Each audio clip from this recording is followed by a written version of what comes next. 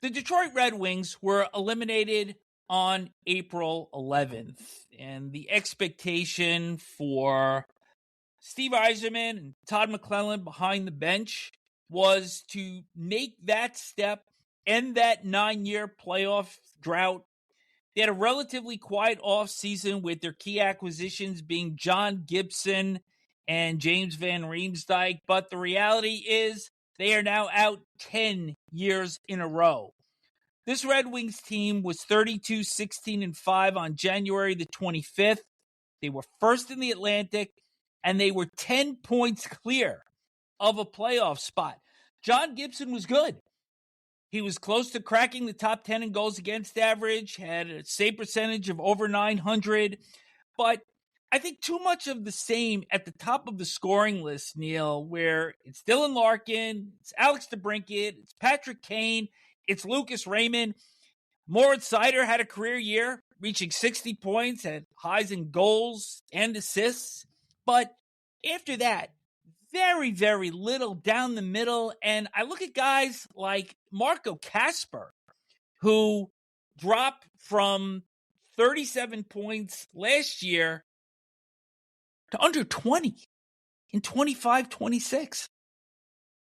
That secondary scoring certainly didn't come through for them. And just as you say, you can't keep depending on the same guys for 82 straight games and not get anything being chipped in by other people. And they had very little. And John Gibson was, as it turned out, a good acquisition. He did solve their goaltending situation. JVR is an older guy. He's on his last legs, age-wise. But I thought he contributed pretty well for the Detroit Red Wings in the role that he was asked to play. But as you said, they needed more than just the same old, which was Larkin, DeBrincat, Kane, Raymond, Seider. They needed more. What does it also say to you that this team, the last 5, March and April, have not had any sort of kick at the end to get this over the finish line? And you could hear the fans at Little Caesars Arena, and you have said many times already that they haven't seen a playoff game there. Obviously, they're not going to see one again this spring. And a fan base like that, it's Hockey Town. It's renowned. The history of this franchise is unmistakable. And for this team to go a decade under now the stewardship of Steve Yzerman since coming back over from the Tampa Bay Lightning, this is a hard one to swallow, particularly this year, particularly where this club was before they hit the skids.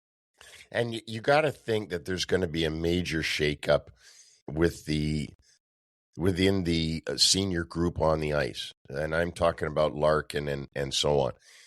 As much as I love Dylan Larkin as a player, as a captain, he's led them to no playoffs so far.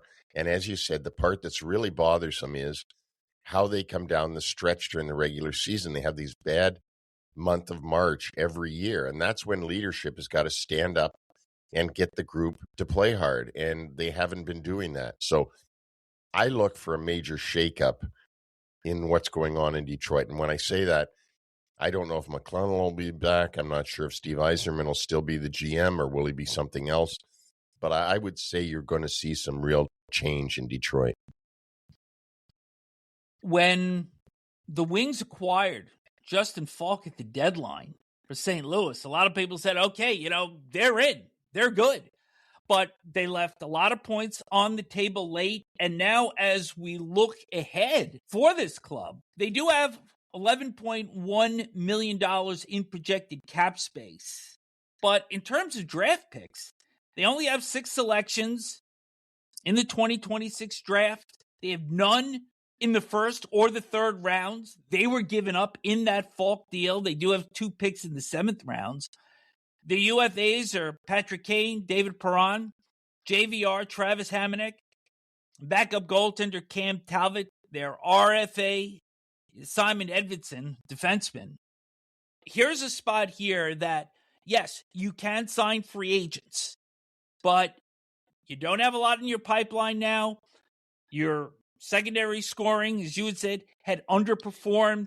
And I don't think that there's a high expectation that that is going to get an appreciable bump to change this narrative in the 2026-27 season.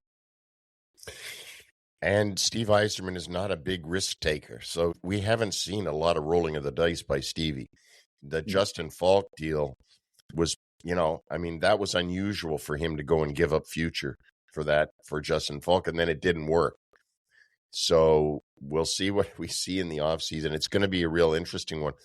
One of the more disappointing situations in the league this year was Detroit not being able to get back in.